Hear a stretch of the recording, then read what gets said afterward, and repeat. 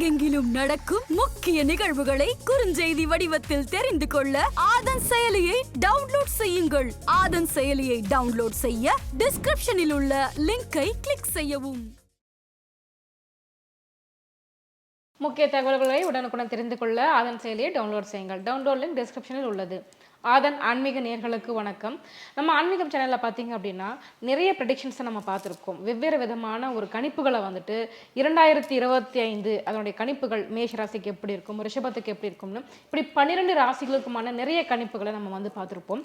ஆனால் இப்போ நம்ம பார்க்க போகிற இந்த கணிப்பு பார்த்தீங்க அப்படின்னா உங்கள் பிறந்த தேதியும் மாதம் வருடம் இதை அடிப்படையாக வச்சு இப்போ ஒரு கணிப்புகளை பார்க்க போகிறோம். ஃபார் எக்ஸாம்பிள் எப்படின்னா உங்கள் பிறந்த தேதி எடுத்துக்கோங்க, பிறந்த மாதம் எடுத்துக்கோங்க, பிறந்த வருஷம் எடுத்துக்கோங்க. இது எல்லாத்தையுமே கூட்டினீங்கன்னா ஒரு கூட்டுத்தொகை ஒன்று வரும் இல்லையா? இப்போ எக்ஸாம்பிள் 25 அப்படின்னு ஒரு கூட்டுத்தொகை வந்துச்சுன்னா உங்களுக்கான எண் 7, 11 அப்படின்னு வந்துச்சுன்னா உங்களுக்கான எண் 2. இந்த மாதிரி வர்ற கூட்டுத்தொகையை வச்சு தான் வந்து இன்னைக்கான ப்ரெடிக்ஷனை பார்க்க போகிறோம்.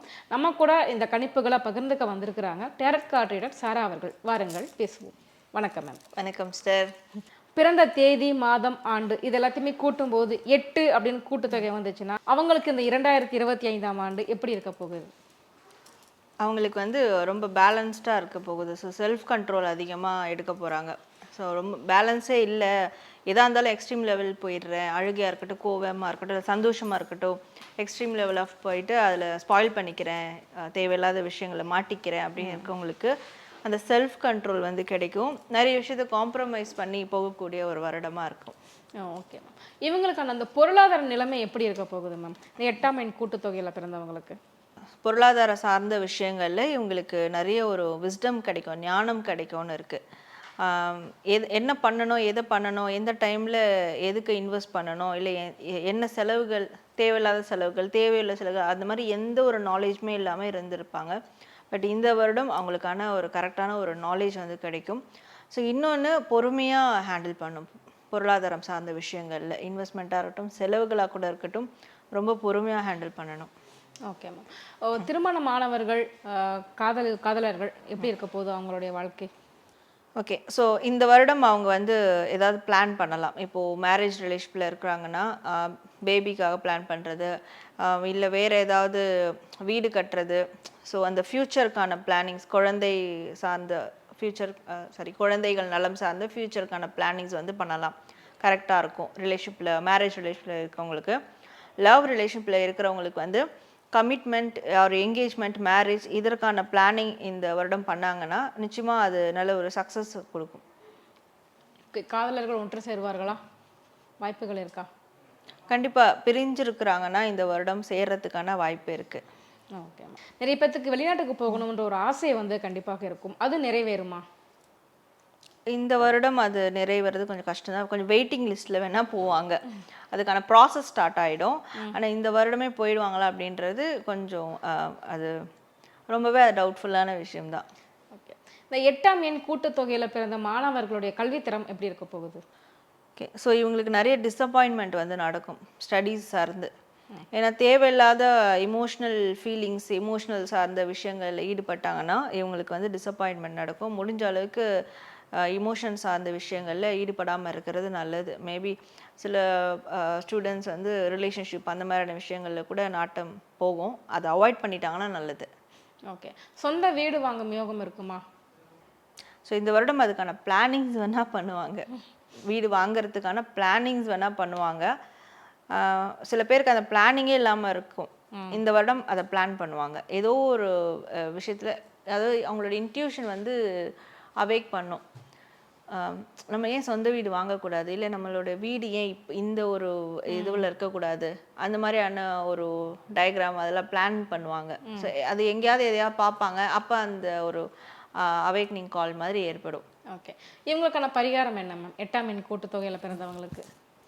இவங்களுக்கான பரிகாரம் பார்த்தா இந்த குழந்தை ஏஞ்சல்ஸ்லாம் இருப்பாங்க பாருங்க. ஸோ அந்த ஏஞ்சல்ஸை வந்து இவங்க ஃபாலோ பண்ணணும். ஸோ பேபி ஏஞ்சல்ஸ், இப்போது தமிழ் கடவுள்கள் பார்த்திங்கன்னா குழந்தை முருகர், கண்ணன், இந்த மாதிரி குழந்தை ரூபத்தில் இருக்கக்கூடிய தெய்வ வழிபாடு ரொம்ப அவங்களுக்கு. அம்மன்லேயே கூட குழந்தை ரூபத்தில் வந்து அம்மன் இருப்பாங்க, பால திரிபுர சுந்தரி அந்த மாதிரி. ஸோ குழந்தை ரூபத்தில் இருக்க தெய்வங்களை வந்து வழிபாடு செய்யும் போது இவங்களோட லைஃப்பில் நடந்த தேவையில்லாத கெட்ட கர்மாஸ், நெகட்டிவான கர்மாஸ் அஃபெக்ட் ஆகிருக்காங்கன்னா அது எல்லாமே சார்ட் அவுட் ஆகும், கிளியர் ஆகும். இந்த வருடம் ரொம்ப பெஸ்ட்டான ஒரு பரிகாரம்னா அவங்களுக்கு இதுதான். குழந்தை ரூபத்தில் இருக்கக்கூடிய ஏஞ்சல்ஸையோ தெய்வங்களையோ அவங்க வழிபடணும். சில பேருக்கு அது மூலயமா லக்கும் அடிக்கலாம், சில பேருக்கு சேஞ்ச் ஆகலாம், வாழ்க்கை லைஃப் ஸ்டைலே சேஞ்ச் ஆகலாம். Okay ma'am. இவங்களுக்கு எவ்வளோ பர்சன்டேஜ் மார்க் கொடுப்பீங்க? இவங்களுக்கு வந்து ஒரு 60 கொடுக்கலாம். ஏன்னா 40 வந்து சில ப்ராசஸ் அவங்க வந்து சரி பண்ண வேண்டியிருக்கு, கிளியர் பண்ண வேண்டியிருக்கு. ஸோ பிறந்த தேதி, மாதம், ஆண்டு இது எல்லாத்தையுமே கூட்டும்போது கூட்டுத்தொகை 9 அப்படின்னு வந்துச்சுன்னா அவங்களுக்கு இந்த 2025ஆம் ஆண்டு எப்படி இருக்க போகுது? இந்த 2025ஆம் ஆண்டு 9 கூட்டுத்தொகைக்காரர்களுக்கு வந்து புது பிறவி, ரீபர்த் எடுத்த மாதிரி இருக்க போகுது, ஒரு மறுபிறவி எடுத்த மாதிரி இருக்க போகுது. ஸோ அவங்களுடைய செல்ஃப் எவால்யூஷன் சொல்லலாம். ஸோ அந்த அவங்களுடைய செல்ஃபையே வந்து வேற விதமாக அவங்க பார்க்க போகிறாங்க, போர்ட்ரே பண்ண. நம்மளுக்குள்ள இவ்வளோ இருக்குதா, ஓ இதுவும் நம்மளோட சேர்ந்ததா, நம்மளுடைய இதுல கேரக்டரில் சேர்ந்ததா அப்படின்னு பார்ப்பாங்க. ஒரு மறுபிறவிக்கான வாய்ப்புகள் இருக்குது. அந்த மாதிரியான ஏதோ ஒரு இன்சிடென்ட் நடக்கலாம், இல்லை உண்மையாக அவங்க யாருன்றதை அவங்க அந்த தன்னைத்தானே உணர்தல் அது நடக்கும். ஓகேம்மா. இவங்களுக்கான வேலை வாய்ப்புகள் எப்படி அமைய போகுதும்மா? வேலை தேடுறவங்களுக்கு கண்டிப்பாக புது வேலை வாய்ப்புகள் நிச்சயமாக கிடைக்கும், புதிய வேலை வாய்ப்புகள் நிச்சயமாக கிடைக்கும். கம்யூனிகேஷன் சார்ந்த வேலையை ட்ரை பண்ணுறாங்கன்னா நிச்சயமாக அது கிடைக்கும். பிஸ்னஸ் பண்ணுறாங்கன்னா பிஸ்னஸில் புது ஐடியா கிடைக்கும், புது பிஸ்னஸை ஸ்டார்ட் பண்ணுறதுக்கான மோட்டிவேஷனும் கிடைக்கும், ஐடியாஸும் கிடைக்கும். ஓகே.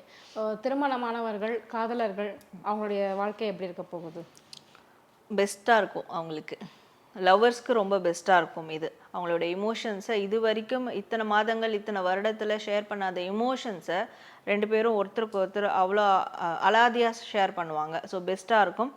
மேரேஜ் ரிலேஷன்ஷிப்பில் இருக்கிறவங்களுக்கும் சரி, அரேஞ்ச் மேரேஜ் பண்ணவங்களா இருக்கட்டும், லவ் மேரேஜ் பண்ணவங்களா இருக்கட்டும், ஆனால் இது வரைக்கும் காட்டாத ஒரு லவ் அண்ட் அஃபெக்ஷன் அவங்க பார்ட்னர் சைட்லேருந்து அவங்களுக்கு வந்து வெளிப்படும். ஸோ ரொம்ப அண்டர்ஸ்டாண்டபிளாக இருக்கும் அவங்களுக்கு. Okay ma'am. குழந்தைக்காக காத்திருப்பவர்கள் அவங்களுக்கு என்ன செய்தி சொல்ல போகிறீங்க? 9ஆம் எண் கூட்டுத்தொகையில் பிறந்தவர்களுக்கு அவங்களுக்கும் குட் நியூஸ் இருக்குது.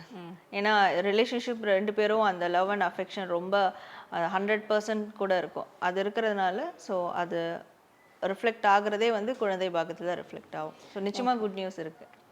வெளிநாட்டுக்காக போகணும் அப்படின்னு வேலைக்காக காத்திருப்பவர்களுக்கு என்ன செய்தி? அதனுடைய இனிஷியேஷன் இந்த வருடம் எடுக்கலாம், ரொம்ப பெஸ்ட்டாக இருக்கும். இது வரைக்கும் எடுத்திருக்கேன், ட்ரை பண்ணியிருக்கேன், ஆனால் இன்னும் எனக்கு எதுவும் ரிசல்ட் வரலைன்னா கூட அகைன் திருப்பியும் ரீஸ்டார்ட் பண்ணலாம் அந்த ப்ராசஸை. ஓகே. பொதுவாக அந்த சொந்த வீடு வாங்கணும், நிலம் வாங்கணும்னு கனவோடு இருப்பாங்க. இந்த 9ஆம் கூட்டுத்தொகையில் பிறந்தவங்களுக்கு சாத்தியமா? ஓகே, தாராளமாக சாத்தியமாகும், ஆனால் தனியாக சாத்தியமாகாது. கூட்டு சேரணும் ஃபேமிலியோடையோ, இல்லை வந்து மேபி நம்பிக்கைக்குரிய ரிலேட்டிவ்ஸ் இல்லை ஃப்ரெண்ட்ஸ் யாரோட ஒரு சப்போர்ட்னால அது சாத்தியமாகும். பயப்பட வேண்டாம். ஆனால் இவங்களுக்கு பயம் இருக்கும், ஏமாத்திடுவாங்களோ அப்படின்னு. ஸோ பயப்படாமல் அதற்கான ப்ராசஸ் வந்து கூட்டு முயற்சியாக செஞ்சால் கண்டிப்பாக ப்ராசஸ் சக்ஸஸ் ஆகும். பரிகாரமாக என்ன சொல்லுவீங்க மேம் இந்த 9ஆம் எண் கூட்டுத்தொகையில் பிறந்தவங்களுக்கு? ஸோ பரிகாரம் 2 விஷயம் பண்ணலாம். முருகர் வழிபாடு. ஸோ நிறைய பேர் இப்போது எல்லா ரிலீஜியஸில் இருக்கவங்களும் முருகரை வந்து வழிபாட ஆரம்பிச்சிட்டாங்க. கண்டிப்பாக அந்த ஒரு மாற்றமே ஸோ போன வருஷத்துலேருந்து கூட ஸ்டார்ட் பண்ணியிருப்பாங்க, இப்போ தான் நான் முருகரே வழிபட ஆரம்பிச்சிருக்கேன், புதுசாக வழிபடுறேன் அப்படின்னு. ஸோ அந்த ஒரு மாற்றமே அவங்களுக்கு நிறைய விஷயத்த மாற்ற போகுது முருகர் வழிபாடு. இன்னொன்று வந்து யூனிவர்ஸ் வழிபடுறது, யூனிவர்ஸை வந்து ப்ரே பண்ணுறது, யூனிவர்ஸை வந்து கிராட்டிடியூட் பண்ணுறது, மரியாதை பண்ணுறது, நன்றி சொல்கிறது, இந்த மாதிரியான விஷயங்கள் பண்ணும்போது யூனிவர்ஸையும் நம்ம வழிபடுறதுக்கு சமம். ஸோ அது இந்த 2 தான் அவங்களுக்கான பெஸ்ட் ரெமெடிஸாக இருக்கும். இவங்களுக்கான பெர்சன்டேஜ் எவ்வளோ மேம்? 100க்கு எவ்வளோ மார்க் கொடுப்பீங்க? இவங்களுக்கு 90 கொடுக்கலாம், 90%. ஸோ நம்ம இவ்வளோ நேரம் பார்த்த இந்த கணிப்புகள் எல்லாமே பார்த்தீங்க அப்படின்னா இந்த 2025 இந்த ஆண்டுக்கான கணிப்புகள் தானே மேடம்? ஆமாம், இந்த வருடத்துக்கான அந்த நம்பர்ஸில் இருக்கக்கூடிய எனர்ஜிஸ்க்கான ப்ரெடிக்ஷன் தான் அது. ஓகே. பொதுவாகவே பார்த்தீங்க அப்படின்னா நிறைய பேர் இந்த மேனிஃபெஸ்டேஷன்னா என்ன அப்படின்னு கேட்பாங்க. ஸோ அப்படின்னா என்ன அப்படின்றத சொல்லிட்டீங்கன்னா கொஞ்சம் தெளிவாயிடுவாங்க மக்கள். மேனிஃபெஸ்டேஷன்றது வெளிப்படுத்துறது. ஸோ நம்மளுடைய இப்போது நம்மளுடைய எண்ணங்களுக்கு நம்ம என்ன நினைக்கிறோமோ அதான் நடக்கும், சரிங்களா? ஸோ அப்போ அந்த எண்ணத்தை நம்ம வெளிப்படுத்துகிறோம் இல்லையா, அதுதான் மேனிஃபெஸ்டேஷன். ஸோ நம்ம என்ன வெளிப்படுத்துகிறோமோ அது யூனிவர்ஸ் வந்து ரிசீவ் பண்ணும். உனக்கு இது வேணுமா அப்படின்னு ரிசீவ் பண்ணும். அதை ரிசீவ் பண்ணி திருப்பி நம்மளுக்கு கொடுக்கும். சில பேர் வந்து பார்த்தீங்கன்னா எப்போ பார்த்தாலும் ஒரு சோகத்திலே இருப்பாங்க. சோகமான ஸ்டேட்டஸ் வைக்கிறது, சோகமாக பேசுறது, எனக்குலாம் இதெல்லாம் இங்கே நடக்க போகுது, சோகமான பாட்டு கேட்குறது, இது எல்லாமே ஒரு வகையான மேனிஃபெஸ்டேஷன் தான். ஏன்னா நீ யாரு, உனக்கு என்ன தேவைன்றதை வெளிப்படுத்துறது. அவங்களுக்கு என்ன நடக்கும்னா தொடர்ந்து நீங்கள் பார்த்தீங்கன்னா நீங்கள் கொஞ்சம் ரிசர்ச் பண்ணி பார்த்தீங்கன்னா அதே தான் நடந்துட்டு இருக்கும். யாரெல்லாம் வந்து நெகட்டிவான ஸ்டேட்டஸ் வைக்கிறாங்களோ அவங்களுக்கு அதே தான் நடக்கும். யாரெல்லாம் மோட்டிவேஷனான ஸ்டேட்டஸ் வைக்கிறாங்களோ, எக்ஸாம்பிள் நான் ஸ்டேட்டஸ்லேருந்தே சொல்கிறேன். ஸோ அதை இன்னைக்கு ஈஸியாக கனெக்ட் ஆகிற ஒரு விஷயம். மோட்டிவேஷனான ஒரு ஸ்டேட்டஸ் வைக்கிறாங்களோ அவங்களுக்கு மோட்டிவேஷனான விஷயங்கள் தான் நடந்துகிட்டே இருக்கும். பாசிட்டிவாக வைக்கிறவங்களுக்கு ஹாப்பியாக ட்ராவல் சம்மந்தமாக வைக்கிறவங்களுக்கு அவங்க அதை சார்ந்தே தான் பண்ணிக்கிட்டு இருப்பாங்க. ட்ராவலிங்கும் ஏற்படும். ஸோ அந்த மாதிரி இதெல்லாம் ஒரு கைண்ட் ஆஃப் மேனிஃபெஸ்டேஷன். நம்ம என்ன நினைக்கிறோம், நம்மளுக்கு என்ன தேவைன்றதை நம்ம வெளிப்படுத்துகிறோம், அதுதான் மேனிஃபெஸ்டேஷன். ஸோ அது வந்து அங்கே யூனிவர்ஸ் அதை எடுத்து நம்மளுக்கு வந்து ரிசீவ் பண்ணும். ஸோ பிறந்த தேதி, மாதம், ஆண்டு இது எல்லாத்தையுமே ஒட்டுமொத்தமாக கூட்டி அதில் வரக்கூடிய கூட்டுத்தொகை என்ன வச்சு ஒரு கணிப்புகள் சொல்கிறது வந்து இதான் முதல் முறையாக நாம் பண்ணுறோம். கண்டிப்பாக இந்த கணிப்புகள் வந்து துல்லியமாக இருக்கும் அப்படின்னு எதிர்பார்க்கலாம். எங்களுடைய கேள்விகளுக்கு ரொம்ப சிறப்பாக பதில் சொன்னீங்க. நன்றி. நன்றி.